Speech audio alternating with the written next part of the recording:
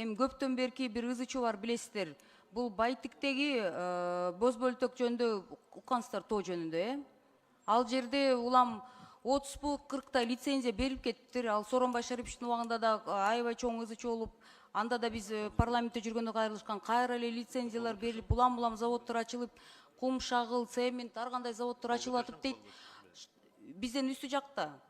Ошол жактан бүт анан экологияны мындай бузган, абасы дагы, шамалы дагы, жаман нерсесин баары бүт Бишкекке келип, бияка бизге түшөт деп атышат да. Ошол тегеректе айылдар да кайрылып атышат. Ушуну бир министрге айтып, ошол жактагы эми акча сөзсүз түрдө экономика мен түшүнөм.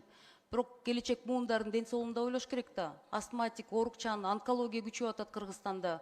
Бунун баары ушул кесепеттеринде биз мындай салыштырмалуу караш керекпиз да. Маалымат барбы сизде? Уктуңуздар беле? Маалыматыбыз бар. Канча лицензия берилип кеткен билесиздерби ал тоодо? Бул көйгөй былтырдан бери көтөрүлүп келатат. Элмира Жоголбековна, бул ошол тегеректе 14 инерттүү материалга лицензия бар. Бул кум, шагал жана топурак. Жанагы сиз айткан 4 кирпичный заводундагы аларга топуракка лицензиялары бар. Аларга жылдын башында биздин урматтуу президентибиздин тапшырмасы менен алардын экологиялык экспертизасы чакырылып алынып, аларды кайрадан бир сыйра текшерип, жана боз бөлтөк тоосунун чек арасы аныкталып, ошол жактарга лицензия берилбей турган чечимди кабыл алып, 3 ай, 4 ай болду. Ошол 14 лицензияны кайра жандандырдык. Биз экологиялык экспертизадагы талаптарды бир аз күчөтүп, ошол сиз айткан талаптарды коюп, анан кайра алар жандандырдык. 14 лицензия бүгүн действующий бар.